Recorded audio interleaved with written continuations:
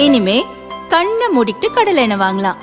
ஏன்னா மந்த்ரா கடலை எண்ணெய் இதயத்தின் தயாரிப்பு. வறுக்க பொரிக்க ஏன் எல்லா சமையலுக்கும் மந்த்ரா தான். மந்த்ரா கடலை எண்ணெய், அபார ருசி, ஆரோக்கியமான உடல் நலம்.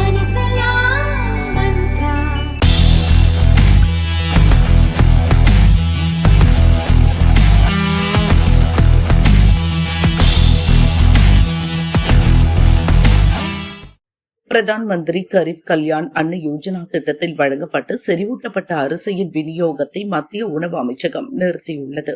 கரக்பூர் IIT மேற்கொண்ட ஆய்வில் ஈரப்பதம், சேமிப்பு நிலை, வெப்பநிலை, பேக்கிங் ஆகியவை செறிவூட்டப்பட்ட அரிசியின் தன்மை மற்றும் தாங்கும் திறனை பாதிப்பது தெரியவந்தது. ஆய்வு முடிவின்படி இவற்றை நீண்ட நாட்கள் வைக்கும் போதும் கையாளும் போதும் அதில் உள்ள நுண்ணூட்ட சத்துக்கள் குறைகின்றன.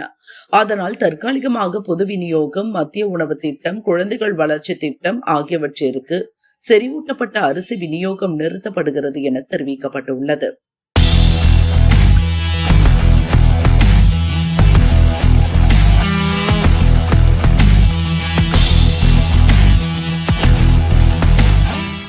வங்கிகளில் கடன் உத்தரவாத திட்டத்தில் பிணையில்லாமல் வழங்கப்படும் கடனுக்கு கடன் கேட்பவர்கள் தன்னார்வ அடிப்படையில் தங்கம், வெள்ளியை பிணையாக வழங்கினால் ஏற்கலாம் என்ற அறிவிப்பை திரும்ப பெறுமாறு ரிசர்வ் வங்கிக்கு தமிழக சிறு மற்றும் குறு தொழில்கள் சங்கத்தினர் கோரிக்கை விடுத்துள்ளனர்.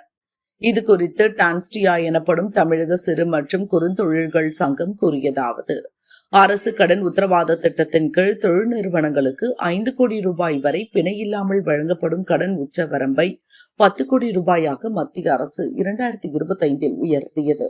ஆனால் ரிசர்வ் வங்கி பிப்ரவரி 9 வெளியிட்ட சுற்றறிக்கையில் சிறு குறு தொழில் நிறுவனங்களுக்கு 20 லட்சம் ரூபாய் வரை பிணையில்லாமல் கடன் வழங்கலாம் என்றும், கடன் கேட்பவர்கள் தன்னார்வ அடிப்படையில் தங்கம், வெள்ளியை பிணையாக வழங்கினால் ஏற்கலாம் என்றும் கூறப்பட்டுள்ளது.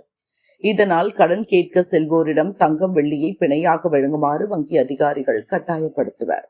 இதனால் எளிதில் கடன் கிடைக்காத சூழல் உருவாகும். எனவே தன்னார்வ அடிப்படையில் தங்கம், வெள்ளியை பிணையாக வழங்கினால் ஏற்கலாம் என்ற அறிவிப்பை திரும்ப பெற வலியுறுத்தி ரிசர்வ் வங்கிக்கு கடிதம் எழுதியுள்ளோம் என்று சிறு மற்றும் குறு தொழில்கள் சங்கத்தினர் கூறினர்.